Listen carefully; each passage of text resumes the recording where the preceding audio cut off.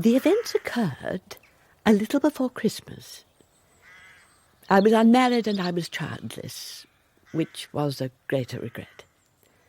I'd been living at Tunbridge Wells, and when I complained that I was feeling a little less than lively, my doctor, who I think was tired of seeing me, declared that what I needed was a change of scene, and that a move to London might be the answer.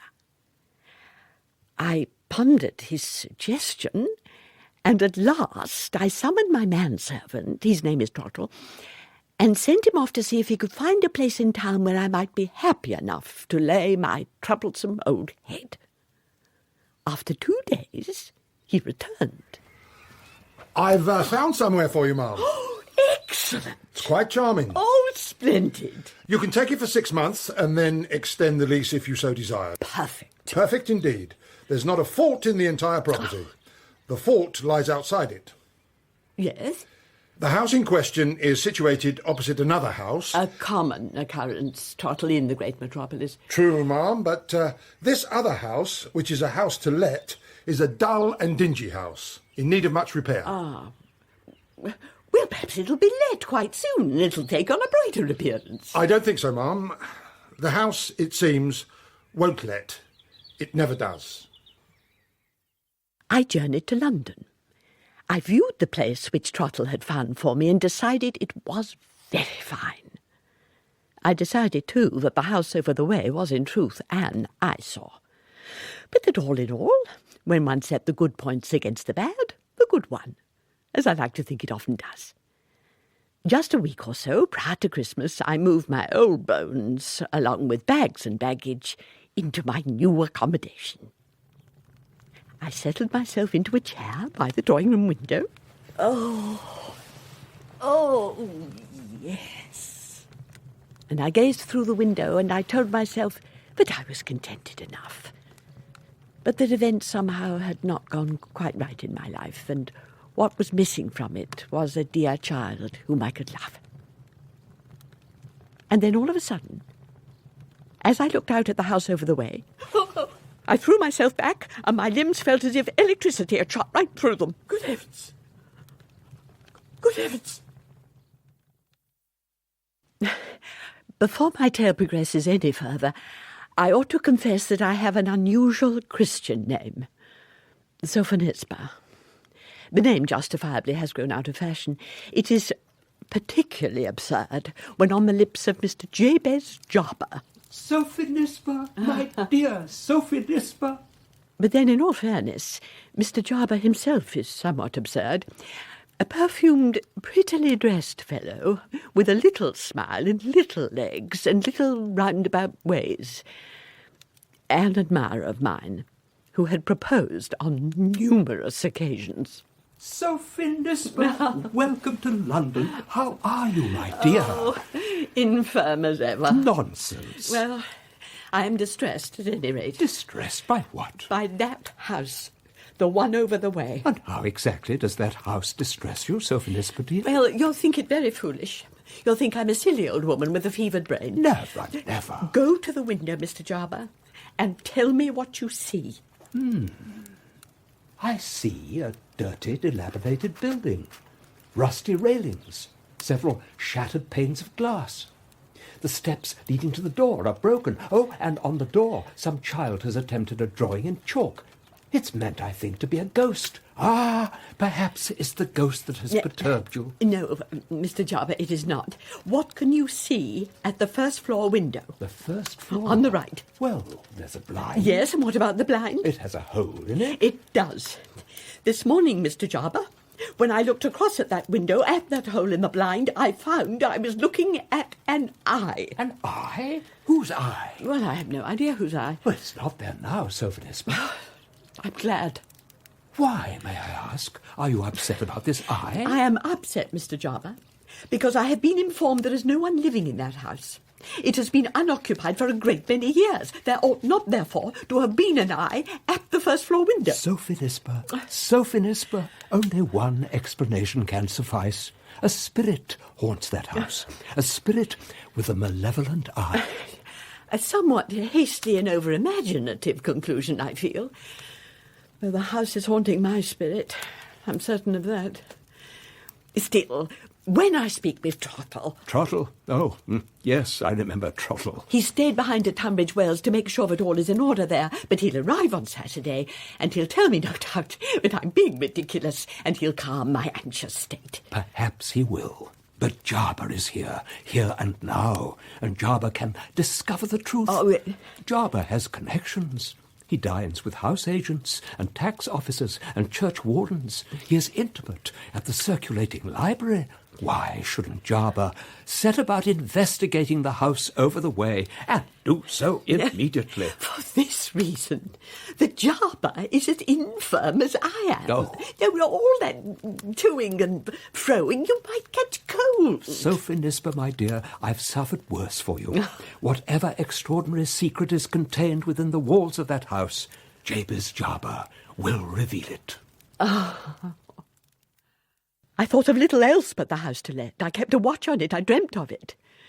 And when Trottle arrived, I spoke to him not of domestic arrangements, but of the eye at the window, and of Mr. Jarber's avowed intention to solve the mystery. Mr. Jarber? Huh! What good is he? Well, he has some uses, I'm sure. He'll not get very far with a problem of this nature, ma'am. I can assure you of that. We shall see, Trottle. We shall see. He's to return here tomorrow, and he will give us the result of his investigations. The morrow came, and so did Mr. Jarber. Good evening, my dear Sophonisba. Oh, and Trottle too. Evening, Mr. Jarber.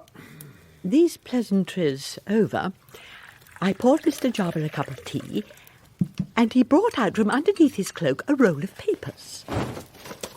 Behold! And he waved the roll triumphantly in the direction of the house over the way, and then spread the papers out upon the table. Trottle, meanwhile, began to move towards the door. I have made some very interesting discoveries. Mr. Jarber, I'm overwhelmed. Trottle. Yes, ma'am? Sit and listen and learn. Yes, ma'am? First, would you be very much surprised, my dear Sophonisba, if the house in question turned out to be the property of one who is related to you? Yes, Mr. Jarber, I would. It is owned by Mr. George Forley. Forley? A cousin of yours, I believe. Yes. He is, I gather, unwell at present. Is he? I hadn't heard. I hold no communication with him. He's an unpleasant man. Fell out with one of his daughters because he disapproved of her marriage. My daughter's child died, poor thing, and he showed no pity. Well, now that I think about it, Mr. Jarber, I am not so very much surprised that my cousin owns that house. It accounts for the grim appearance of the place and its ability to upset me so. Is Mr. Forley mentioned in those sheets of paper? No, not at all. I'm glad. So, let us hear what you have uncovered. Trottle, you are rather far away from us. Yes, ma'am. Why are you mortifying yourself in those Arctic regions? Come and join us round the fire. I'm happy over here, thank you, ma'am. As you wish. Go ahead, Mr. Jarber. The very first occupants of the house were a man and his wife from Manchester. The wife, Alice, was a pretty, gentle, pliant creature who had been married before to a young man named Frank Wilson.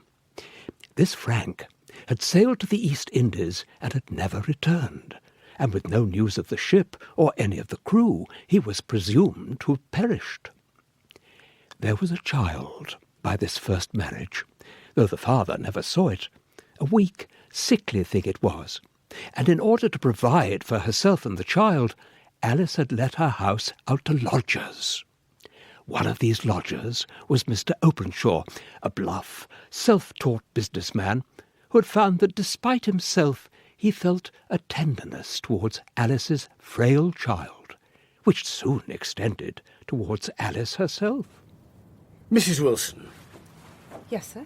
I'm wondering, what do you think? Is there any reason, do you suppose, why we two shouldn't, as it were, put up our horses together? I'm not sure I understand what you mean, sir. Well, to be a little plainer, will you have me to be thy wedded husband for richer and poorer? Richer, I can assure you, and all that sort of thing. What'd you say? Sir, forgive me, but this is all rather unexpected, and I need some time to think the matter over. 3 minutes. 3 minutes? But I'd sooner not wait that long. I've a lot of office work to get through tonight, so be a sensible woman and say yes, without delay. She said yes. Not quite without delay, but she found it hard to resist Mr. Openshaw's strong will and the promise he held of comfortable circumstances, as well as the affection he showed towards her daughter. They married. Mr. Openshaw prospered, and they moved from Manchester to London. To the house over the way. To the house over the way. Excuse me, but does this story have a point? Of course it has a point. Listen, Trottle. Now, I'm sure you'll be enlightened. With the Openshaws came Nora, who had been in Alice's service since the time of the first marriage, and who was devoted both to Alice and to the child. Between her and Mr. Openshaw, however, relations were very far from cordial, for each of them was unable to detect the other's good qualities. The events of one particular evening brought the situation to a crisis. Yes? Good evening to you, Nora. May I come in? How do you know my name? Who are you? Dear Nora, I can't have changed that much.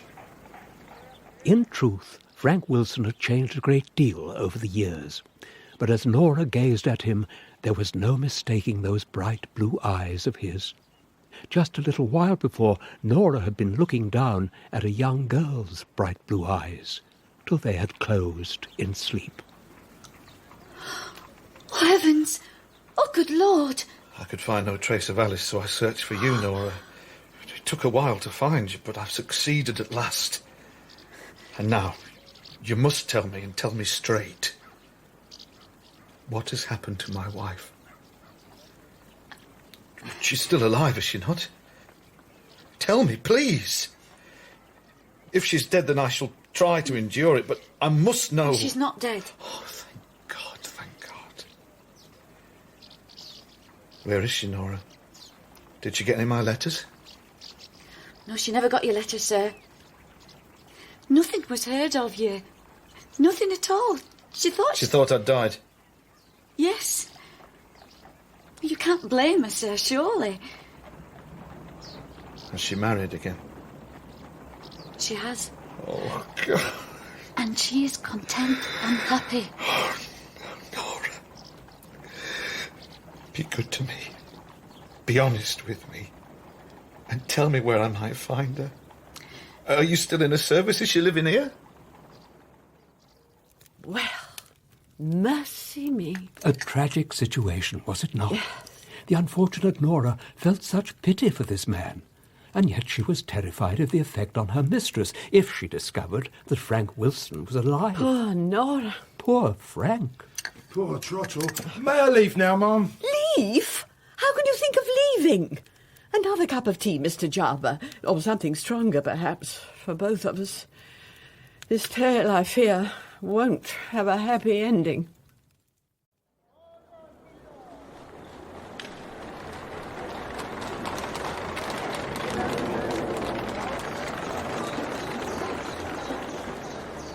Shortly before Christmas, I had moved to London and had found myself in a state of anxiety on account of the house over the way.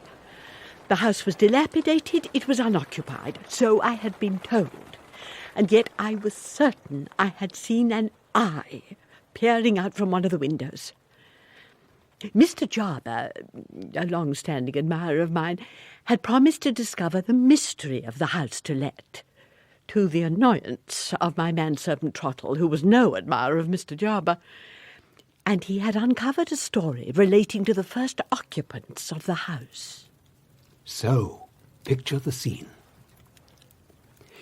Alice Openshaw's devoted servant Nora, confronted by her mistress's first husband Frank, who had been supposed by everyone to have died at sea. Trottle, forgive me, Mr. Jarber. Trottle, are you being polite?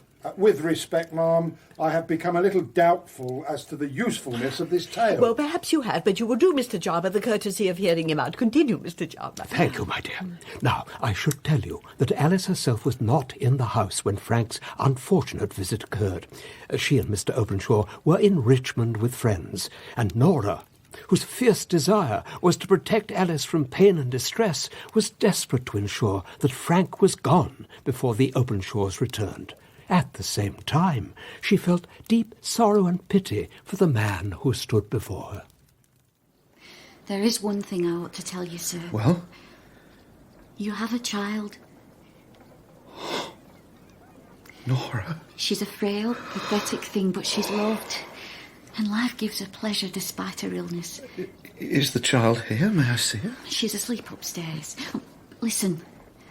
After you've seen her, you must leave immediately. If you were to make yourself known to my mistress, she'd be unable to endure it. You promise you will leave? I promise.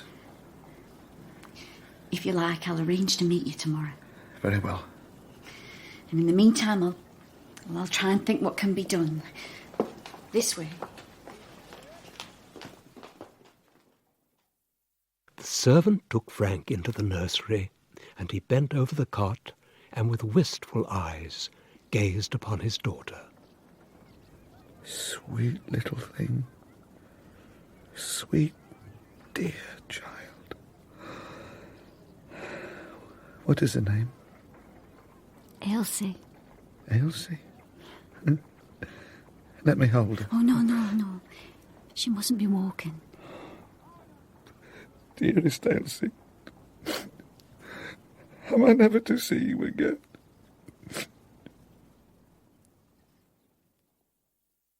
It seemed to the anxious Nora that it was a full half an hour before she managed to persuade Frank back downstairs.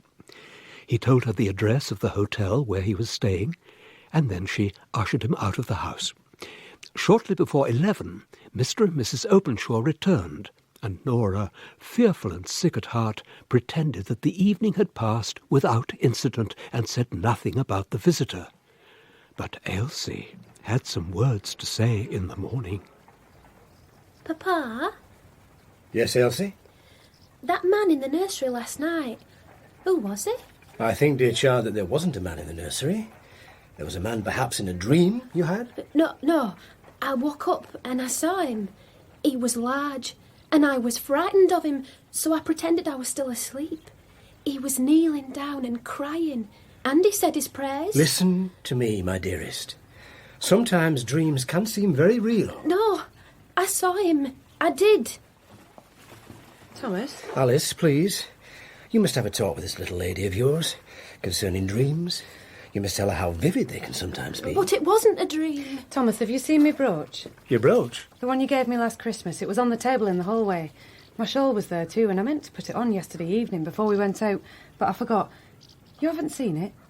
The loss of the brooch and Elsie's absolute insistence that a man had visited the nursery the previous night began to create some suspicion in Mr. Openshaw's mind. Elsie was taken from the room, and Nora was summoned. Nora? Yes, sir. Did someone visit here last night? Last night, sir? Yes. Someone who was not only admitted into the house, but was even allowed to go into the nursery? The man was familiar to you, no doubt. An acquaintance. Oh, no, It ma'am. was some fellow, I'm guessing, that you're sweet on, and who imposed on you. No. You believed, I'm sure, that he was good and honest. At any rate, you had no reason to think that he was a thief. A thief? Last night, Nora, a brooch of mine went missing. Perhaps, indeed, other things have been stolen. Tell us the man's name. Nora, please. No. I am not finding fault with you, Nora.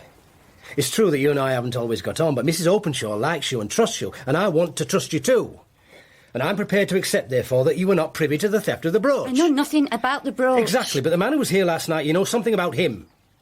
Tell me his name. No, sir. Nora! No, I can't. I won't.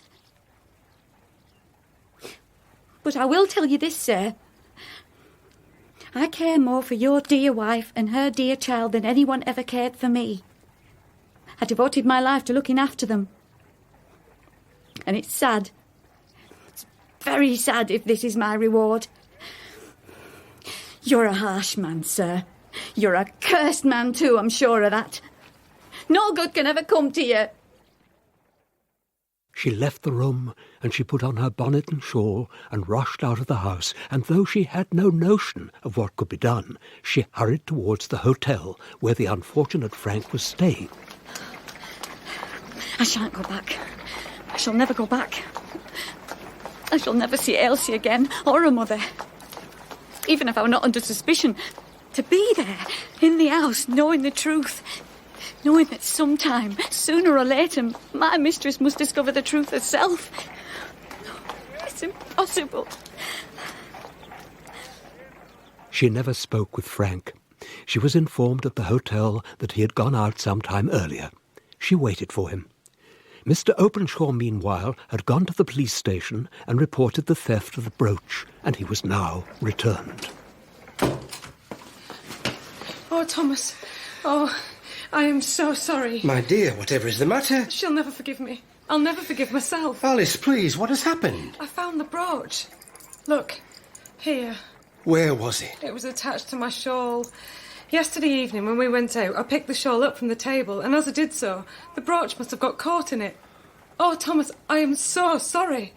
What on earth are we to do? Mr. Openshaw, of course, went back to the police station in order to state that the brooch had been discovered, and also to seek any advice as to how best to make a search for Nora. But the police officer already had some information for Mr. Openshaw.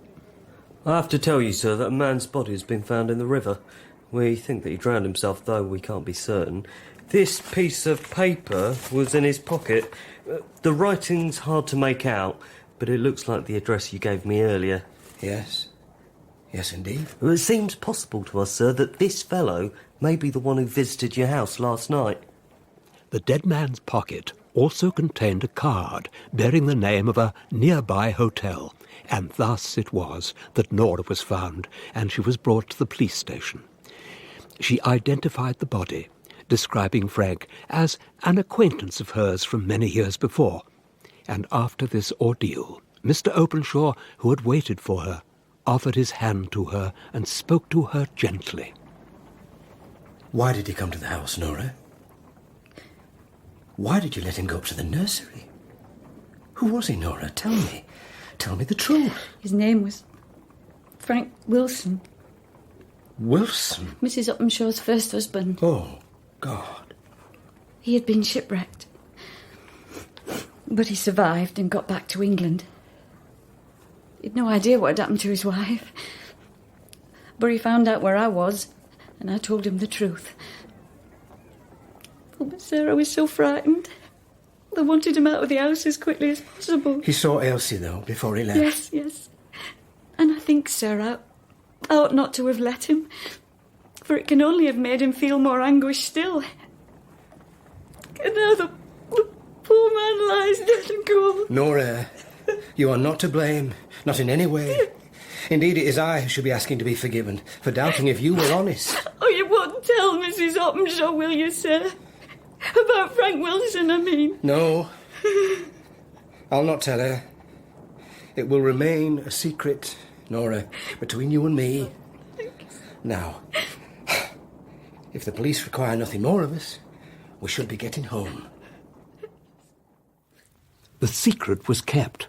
Nothing was said to Alice. Nothing was said to the child. Though, some years later, Alice died, and one morning Mr. Openshaw took the girl to the cemetery in order to put flowers on Alice's grave, and not very far away there was a grave marked F.W., and Mr. Openshaw led Elsie there and told her the truth at last, and shed the only tears that she ever saw fall from his eyes.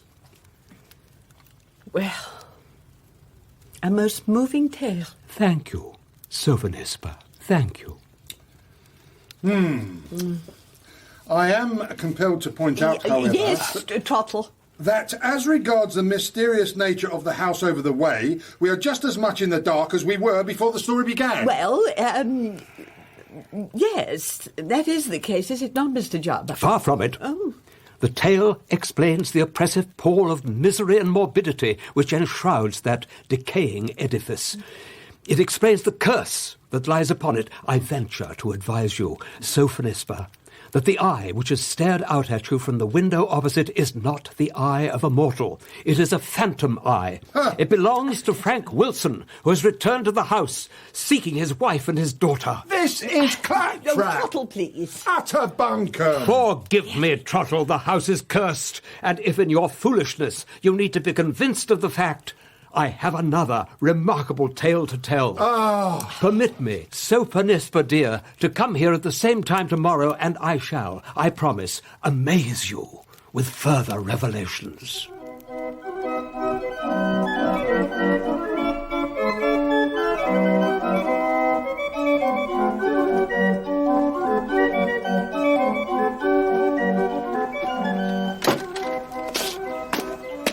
Now then, if Mr. Jarber will persist with his senseless stories, then Trottle, it seems to me, is obliged to act of his own accord and deal with this matter as best he can. The house over the way is said to be unoccupied, and yet my mistress has seen an eye at the window. Would it not be a sensible plan, therefore, to go straight up to the house and knock upon the door, and find out exactly who it is? Which mortal creature, I mean, who peers out through a hole in the blind? So, Trottle takes the initiative. Trottle goes straight up to the house. Phantom eyes indeed. Jabez Jarber is a ninny, a buffoon. That having been said, I have no notion at all as to what might await me inside this place. What if the truth, when it reveals itself, should be more than Trottle's flesh and blood can bear? Well, Trottle, you have come this far. Will you knock upon the door?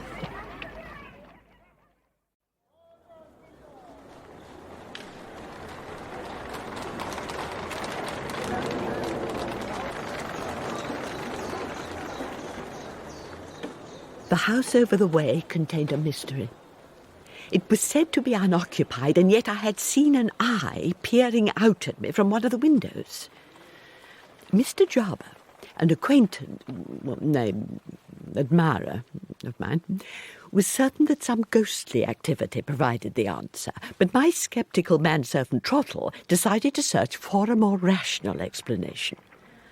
A few days before Christmas, he walked across the street to the house to let. He knocked upon the door. He knocked a second time. At last, the door opened, and there stood an aged, lean and wiry woman, and at her side a younger man who found it helpful to lean against the wall in order to steady himself. Oh, good evening, sir. And to you. Chilly weather, ain't it? Yes. Well, please, come in. Thank you. Thank you very much. Slide the bolt, Benjamin. Slide the bolt. Right. We was expecting you, sir. You were? Oh, yes. Oh, yes. Mr. Fawley. Mr. Fawley? That's right. He wrote us a letter. That's right. Ah. The 20th of the month, he said you might be coming in the evening. And here you are, ain't you, sir? Mr. Fawley's particular associate on the 20th. In the evening? That's right. We'll go into the dining room, shall we, sir? I've a candle burning there.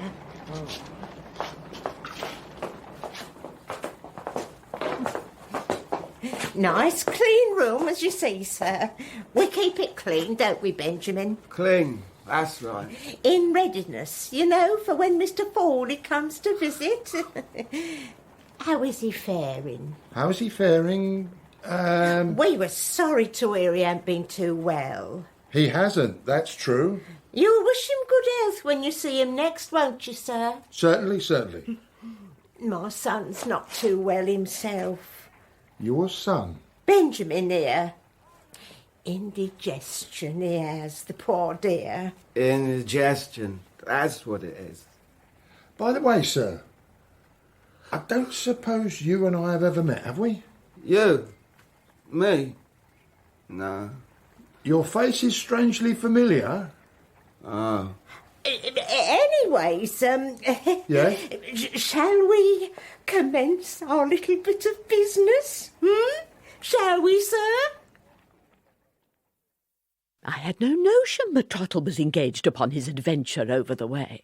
That very evening, Mr. Jarber called again with a further instalment of his revelations about the house to let, and I had intended that Trottle should join us. But Trottle, of course, was not to be found. Philandering somewhere, that's what he's up to. Philandering? Oh, I hope not, Mr. Jarber. I thought I'd cured him of that tendency when we were at Tunbridge Wells. Oh, do you remember, Sophonisba, the last time I was with you at the Wells, and you and I danced the polka? No, Mr. Jarber, you are wrong. We walked the polka. Oh. Now, what more is there to tell me about the house to let? Sophonisba, my dear, behold. As before, a roll of papers was extracted from beneath Mr. Jarber's fur-collared cloak, and as before was waved in triumph. On my previous visit, Sophonisba, I brought you the sad tale of the first tenants of the house over the way. Now, I can reveal the identity of the very last person to rent that cursed abode. I have met with him and spoken with him. Where did you find him? Among the marshlands near Deptford. Among the marshlands? He was in his caravan.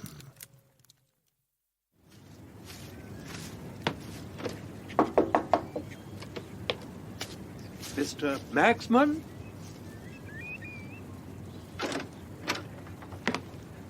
That's me. You've nothing against the name, I hope. Who are you? Mr. Jabez Jarber. Oh. In a theatrical profession, are you? No. I am making an inquiry about a house. Well, this one's on wheels, sir. And very nicely decorated, as you see. The house in question is one that I believe you rented some years ago. Ah, the big house, you mean? Yes. I was wondering, Mr. Magsman, if it might be compatible with your inclinations to tell me about your tenancy there and why you left the place. Well, now, I left it on account of the dwarf. The dwarf? The very same. And as to entering it, I did that a few years previous. I've been looking about for a good pitch, and I sees that house, and I says to myself, I'll have you, I will. And you did? Yeah. I made it a lovely thing, that house. Up the front, I put numerous canvases of the Fat Lady of Norfolk and the Indian Savage with his tomahawk and a scalp, and the Wild Ass of the Prairies, not that we ever had no wild asses, and lastly, there was a canvas representing the dwarf. A small canvas, that one. What, I wonder, did the neighbours think of all this? Well, they cut up rough about it and made complaints, which shook me, I must admit. A house of amusements right there on their very own street. What more do they want? Perhaps it was a question for respectability. Respectability? Well, if fruit and submission ain't a respectable price, I don't know what is. And what about the dwarf? Oh, yes, the dwarf. Uncommon small he was. Not as small, of course, as he was made out to be, but then what dwarf ever is? He was worth threepence on his own, in my view. Major Tupaschovsky of the Imperial Bulgarian Brigade was his official title, but for reasons of convenience he became Chops. Yeah, such a kind man was Mr. Chops, and always falling in love with large women. Ooh. The Fat Lady of Norfolk, to give you a weighty example, though she chose to have a preference for the Indian Savage. Something else about him. Despite the fact that he never owned anything more than what he collected in his saucer, he was always thinking that he was entitled to property. Come then, Toby Magsman, turn the handle. Give us some music. To bring in the crowds, we'd have the barrel organ at the front of the house, and Mr. Chops would sit on top of the organ. Grind away, Toby, grind away. And with each turn of the handle, he'd become more and more excited. Oh, I can feel the vibration running through me. I can feel my property coming. I can feel the coins are jingling in me. I'm swelling out with money. Swelling out and swelling out till I'm as big as the Bank of England. Such is the influence of music, you see, on the poetic mind. The fact is, Toby Magsman, I don't much like this occupation of mine. And I don't much like the general public. This is often the case, I find, with human phenomenons what depend on the public for their living. Society is where I ought to be. Society. And when I get my fortune, that's where I'm going. Your fat lady, she isn't formed for society. Your Indian with his tomahawk most certainly isn't. But I am. I am. One afternoon, after Mr. Chops had taken leave of his audience, 3 times round with the saucer and then retire from view, that was his custom, I was in the kitchen having serious conversations with the fat lady of Norfolk on account of her losing some bulkage during recent months. Help! When Mr. Chops began shouting from the stairway. Help! Help! Throw a pail of water over me, quick! Mr. Chops, what's happened? Oh, give me a brandy. I ain't got no brandy. Well, then carry me to my bed. What the devil is the matter? The lottery, that's the matter. The lottery and a winning ticket. Oh, Toby Magsman, I have come into property at last. How much? £12,000. 12,000?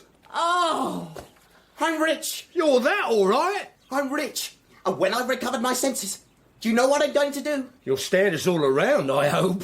And after that? You'll be going into society. I shall, Toby Magsman. I shall. And he did. Well, to be truthful, he went mad for a week, and I had to make sure we kept him away from the organ in case a minute or two of sitting on it should make him explode with excitement. But then, when the week was over... Toby Magsman? Mr. Chops. I bid you farewell. Good Lord. This is your carriage, is it? It is. Fine nags. Very fine. And their jackets, Toby Magsman, are made of silk. And where will these nags in their silk jackets be taking you, Mr. Chops? Pall Mall. I've rented a place there. So, open the carriage door, will you? Hoist me up, please, and put me in. Yep. Yeah. You'll visit me, I hope. Gladly, Mr. Chops. I expect I could do with a friendly face. Going into society, it's been a dream of mine, as you well know. But now that it's coming true, I have to tell you, I'm not a little trepidatious.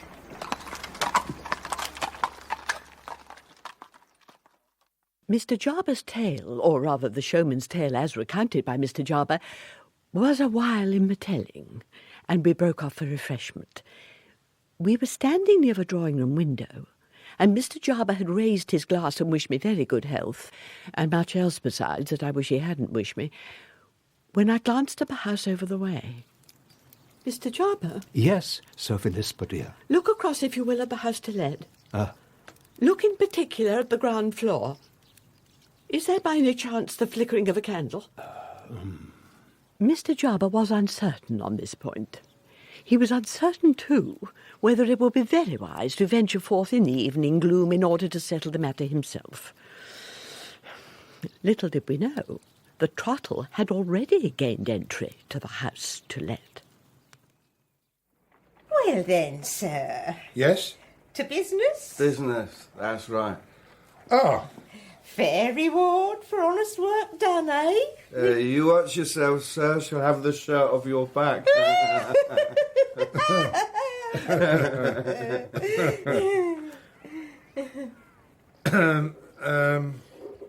You did bring Mr. Fordy's money, did you not? madam, I shall tell you what I brought, and you'll be wonderfully surprised. Oh. But first, that noise. The noise. That's right. He's at it again, you see. Even in the dark. Is he now? I suppose you want to take a look at him, do you, sir? Well, yes. Certainly. I think I should. And then you'll give us our wonderful surprise. I very much hope to. Come then. Bring the candle, Benjamin. You won't have never met the little creature. No. It stands to reason that Mr. Forley should want you to see him. You're very slow, Benjamin. Slow, yes, that's right. My legs, sir, is stronger than his. I get younger and younger every day, and jollier and jollier. That's what I do. Now then, this is the room. This is where we keep him. Open the door, Benjamin. Open the door. And let our guests take a peep at Mr. Forley's funny friend.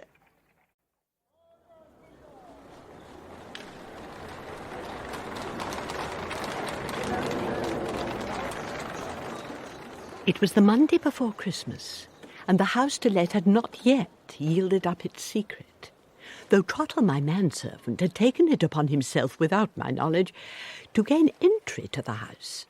This was on the very same evening that my friend Mr. Jarber was informing me of a conversation he had conducted with a certain Toby Magsman, who some years before had transformed the house into a place of amusements. Among Magsman's attractions, Mr. Jarber learned, was a dwarf by the name of Mr. Chops, and Mr. Chops had won a fortune on the lottery and had left Magsman's employment. So tell me, Mr. Magsman, did Mr. Chops communicate with you at all? Not for some while, but then, out of the blue, I got an invitation to have a drink with him at his lodgings in Pall Mall. So I cleaned myself and I drank with him. Was he alone? No, he was not alone. There was a young fella there who'd been a swindler at a gaming booth, and another who used to play the clarionet at a wild beast show. Mr. Chops! Well?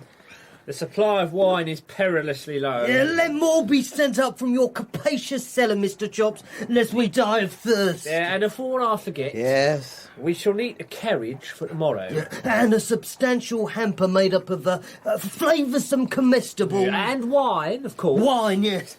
See to it, Mr. Chops, if you please. See to it.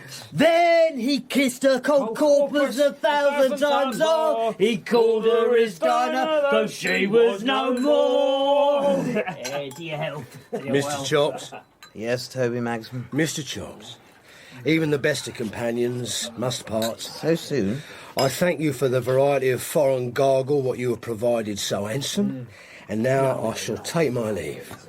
Well, if you must, then I shall see you out. Hoist me up, will you? I lifted him up and carried him downstairs, and he smelt so strong and Madeira that he was like a wine jug what had a large and interesting stopper. I ain't happy, Magsman. Are you not? They don't use me well, those two. They puts me on the mantelpiece when I won't have more champagne in. And if I don't give them money, they locks me in the sideboard. Get rid of 'em, Mr. Chops. I can't. Me and them two, we're in society together. What would society think if I tried to send them away? Time passed. It's a feature of time, I find. One night, after the fat lady of Norfolk had sung a final song, and the Indian had scalped his last victim, till tomorrow, that is, I heard a kicking at the front door, and to the front door I went. I opened the door, I looked out, but I saw nothing. It's me. I looked down. Mr. Chops. Mr. Chops. Will you take me back? Take you back? On the old terms. If it's a deal, say done. Done. Good. I thank you for it. Got a bit of supper in the house. Considering what fine fare must have been guzzled at the Pall Mall lodgings, I was ashamed to offer him cold sausage washed down with gin and water, but he seemed happy enough with it. Well, Toby Magsman, you see before you one who has gone into society and got out again. And how did you manage the getting out? I got out after paying out to the tune of £12,000, which you may recall is what I won with my lottery ticket. 12,000 I paid out, and in return, I've been given a lesson. A valuable lesson. But you can have it for free. Society is all fat ladies. Society is all fat ladies. That's right. You see, your fat lady of Norfolk, she might be considered by some to be an offence upon the eye. How is she, by the way? Very well. Very fat. But them other fat ones, who come and ogle at you and drill holes in your heart and make a colander of it, and who leave you to have your bones picked dry by vultures, like the dead wild ass of the prairies, which is what I deserve to be. Them other fat ones is an offence upon decency and good taste. Magsman, when I was out of society, I was paid just a little in return for being looked at. And when I went into society, I was looked at just the same. And I paid heavy for it. So, the plain fact is, I'm glad to be back. Good sausage, this. My small friend's observations on the world were not entirely the result of sausagerial influence. It seemed to me that he got wiser and wiser every day, and that his head got bigger and bigger as his wisdom expanded. For a while he was kept away from the organ, upon which he had sat in former times, but one evening... Toby Magsman, I should like to be seated upon the organ, and to hear some music. Mr. Chops, are you sure? I am. Hoist me up. I hoisted him up, and with fear and trembling, lest he find it all too much of an excitement, I began to turn the handle. Well, Mr. Chops? Very nice. What are you thinking, Mr. Chops? Thoughts. Weighty thoughts. Weighty thoughts, you see, which were a match for his weighty head. And he sat through all the changes, and then he come off and declared that he'd walk 3 times round without the saucer, and then retire from view, which he did. When I called for him in the morning, I found that he was no longer with us, not in spirit at least. He'd gone into a society much better, I think, than Magsman's amusements. Much better, certainly, than what was offered in Pall Mall. A fine tale, Mr. Jarber. Most affecting tale. It is indeed. I should add, by the way, that soon after the funeral of Mr. Chops, Toby Magsman decided that his house of amusement seemed so dismal that he must give it up and return to his caravan, which is where I found him.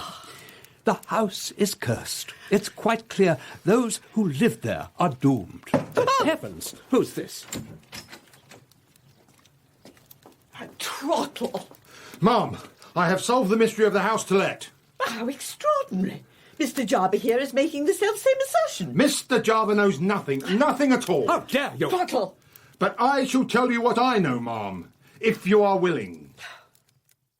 Trottle began to describe to us how the occupants of the house to let, an old woman and her inebriated son, had taken him to be an emissary from Mr. Forley, the owner of the house, and as it happens, a cousin of mine.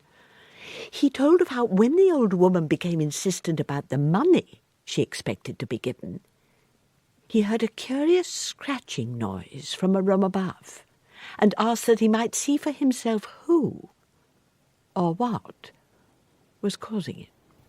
Benjamin, give some light so that the gentleman can observe Mr. Forley's little friend. Well, can you see him now? I looked around. The room was empty of all furniture, save for an old bedstead. Over there, sir.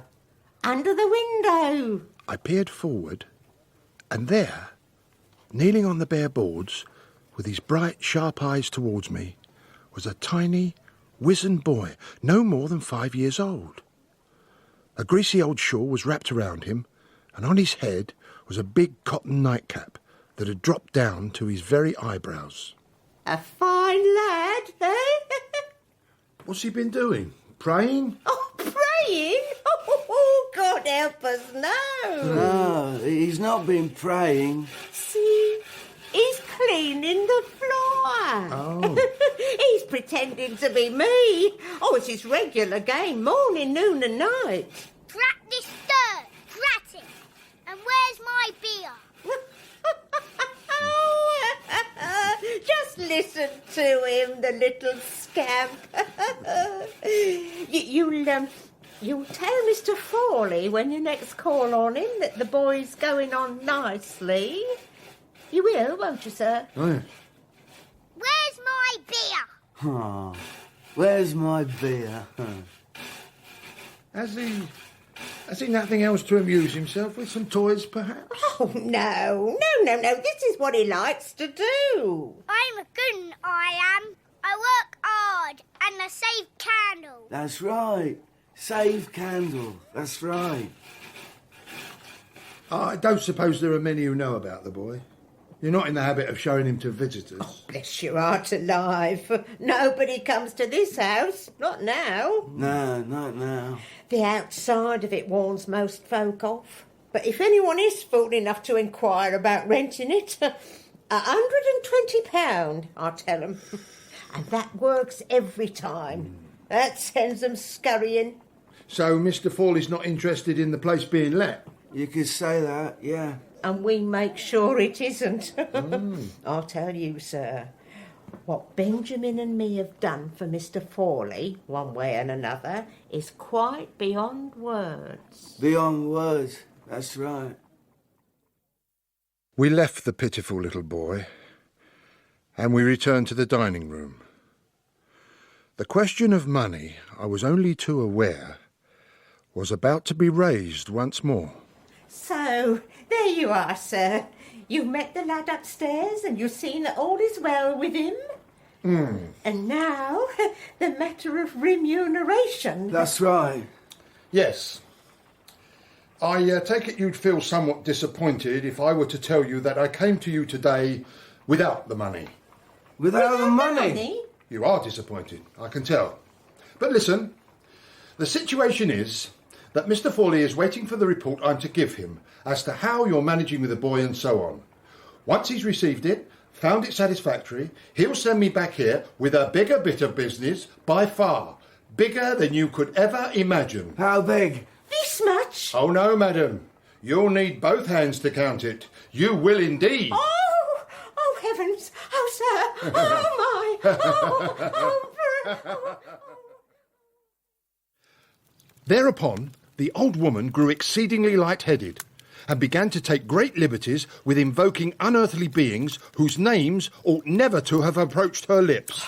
And as quickly as I could, I took my opportunity and bade her and her son farewell and hurried out of the house.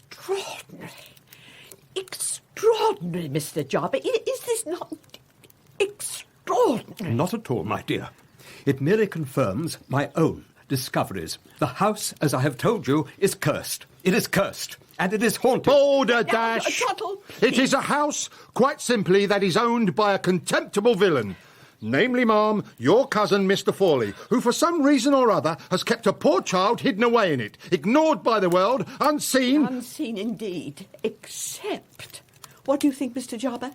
Except perhaps for an eye of his, looking out through a hole in the blind? Trottle, the child must be rescued. He must. And his identity must be discovered too, along with the cause of my cousin's despicable action. Mr. Jarber, will you assist? No, Sophonisba, I shall not. Why should I labour any further when my endeavours thus far have received such scant appreciation? Oh, Mr. No, Jarber. I withdraw my goodwill. What remains of this sad business? Let it be left to Trottle here. Adieu. Oh. Adieu. Oh.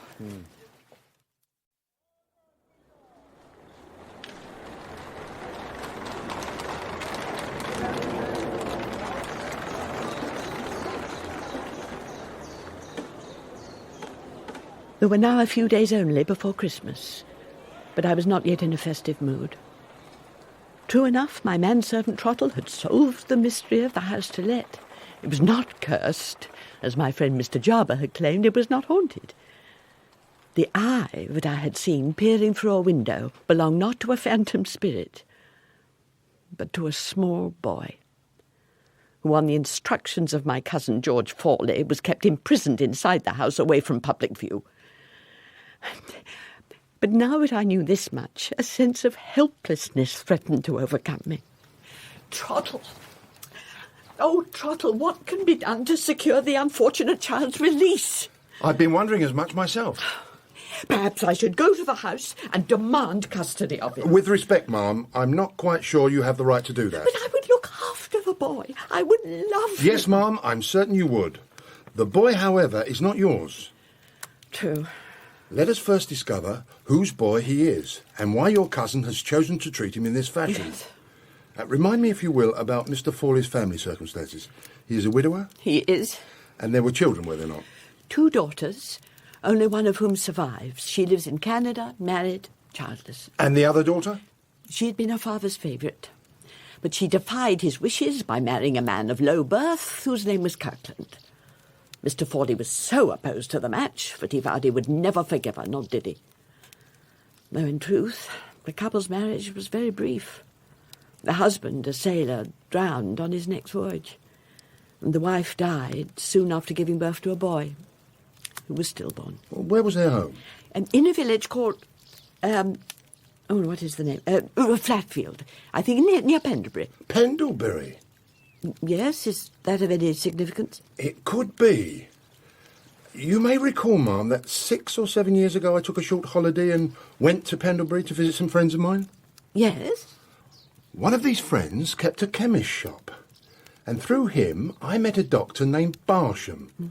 He'd been a first-rate practitioner in London, by all accounts, but he was a first-rate fool as well. Began to drink heavily, gambled, lost money, lost custom. This is beginning to sound like one of Mr. Job's tales. No, ma'am. There is sense and meaning to it, I assure you. It's connected with my evening visit to the house over the way and my encounter with the old woman and Benjamin, her drunken son. Mm-hmm. It's connected in particular with the ugly subject of Benjamin's face. When I set eyes on that fellow, ma'am, I was almost certain that I had encountered him before. But you think perhaps you had in Pendlebury? Correct. The drunken Benjamin, I rather suspect, is none other than the foolish Dr. Barsham. It is Barsham and his mother who were deputed by your cousin to take care of that hapless, pitiable little child. Take care of, surely, is too generous a phrase. But, Trottle, even if you're right about Barsham, are we much the wiser? Well, one thing may lead to another. Ma'am, I require a day's absence. I must visit Pendlebury again. Trottle! Hey, Trottle! Proctor, how very good to see you. I hope so. Though your letter suggested you had business in her. I do, Proctor, I do. I want you to tell me a few things about an acquaintance of yours. Benjamin Barsham. Barsham? Oh, Lord. Well, I'm happy to tell you the little I know, but not in preference on the station platform. Let's get home and have some tea.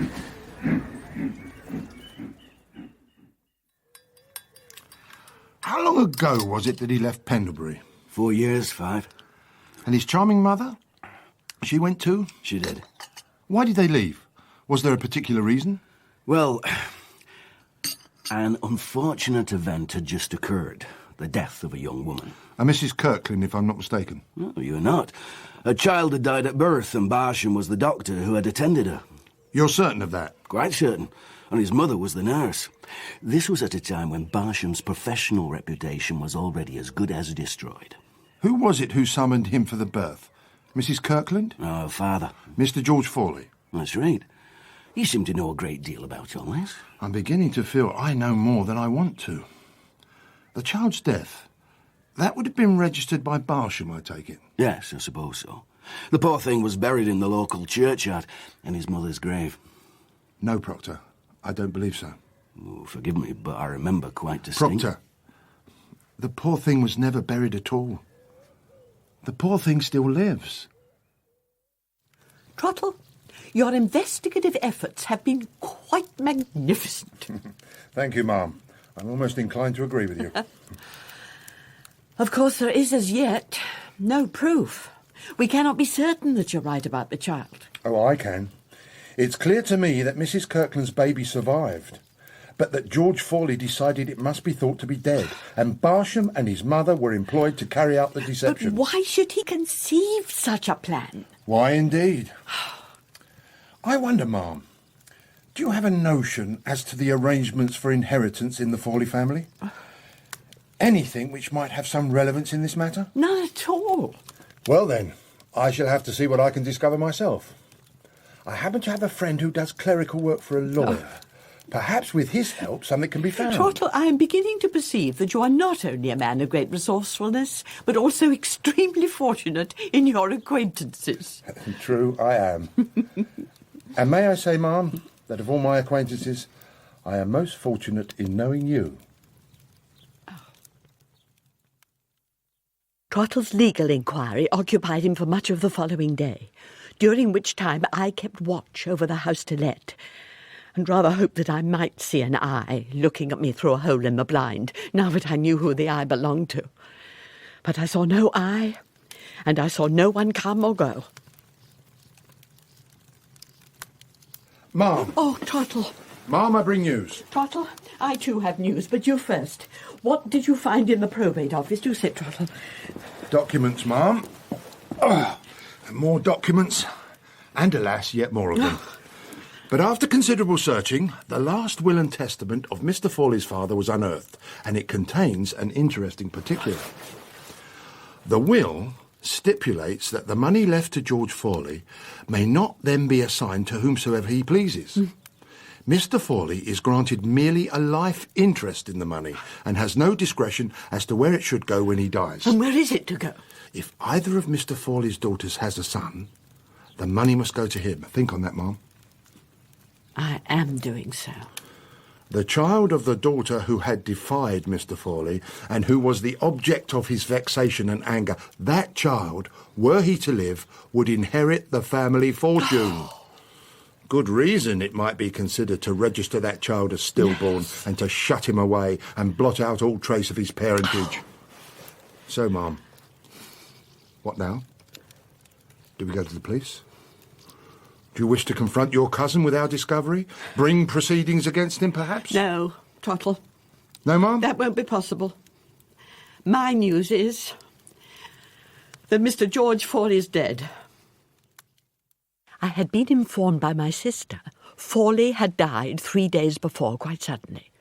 Barsham and his mother, Trottle reasoned, were now in a helpless position, and he decided to pay a second call at the house to let in order to obtain from them an admission of the truth. I watched from the window. I saw Trottle crossing the road towards the house, but I saw another man also. The paths of the two men converged at the foot of the steps. Oh, forgive me. No, my fault. After you. Oh, you're making a visit here, are you? That's right. Do you wish to speak to a certain Benjamin Barsham? I do, as it happens. And indeed to his mother. Are they known to you? The two men were in conversation for some while, and then I saw Trottle lead the stranger away from the front steps and back across the road. Very soon I was being introduced to Mr. John Dorlcote, confidential legal adviser to the late Mr. Fawley, and now his executor. Strange to say, Ma'am, it's Mr. Dorlcote here who must be thanked for my discovery of the child. Is it now? Last Monday, when I called at the house, Barsham and his mother had assumed that I was Mr. Dorlcote and therefore admitted me. Well, it was arranged, you see, that I was to visit them either last Monday or today, bringing money with me for whatever service it was that they'd rendered. On the Monday, other business prevented me from travelling to London. But you're here today, despite Mr. Fawley's death. Well, madam, the money is still owing to Barsham and his mother, and I thought also that as executor I should inform them of Mr. Fawley's death, and advise them that whatever arrangements had previously obtained between themselves and Mr. Fawley are for the time being discontinued. Nay, for all time, I would hope. Yes, madam. What your manservant has told me of the situation in that house almost beggars belief. Mr. Dorlcote, it had been my intention, before our chance meeting, to speak to Barsham and his mother and encourage them to make some sort of statement as to their part in the whole sorry affair. A good idea. I shall accompany you. And we shall obtain such a declaration in writing if we can. Yeah, and what about the child? The poor creature mustn't stay in that place any longer than necessary. I shall bring him here, ma'am. Shall I? What do you say, Mr. Dorlcott? Would it be in order for me to look after the boy? In the short term, I mean.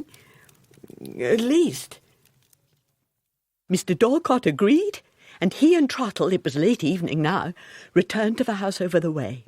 They obtained the written declaration, and Trottle removed the boy from his wretched room and carried him out of the house.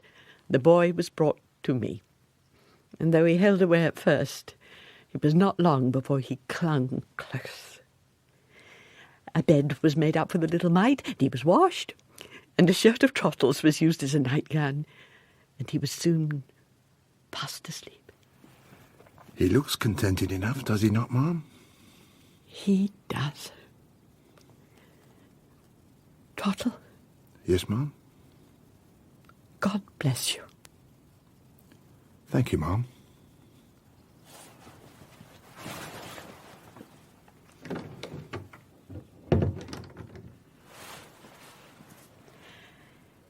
It occurs to me, Trottle, that I ought to have asked Mr. Dorlcott about what will happen to the house to let now that my cousin has died. I should imagine, ma'am, that it will be put up for sale. If it is, I'd like to buy the place.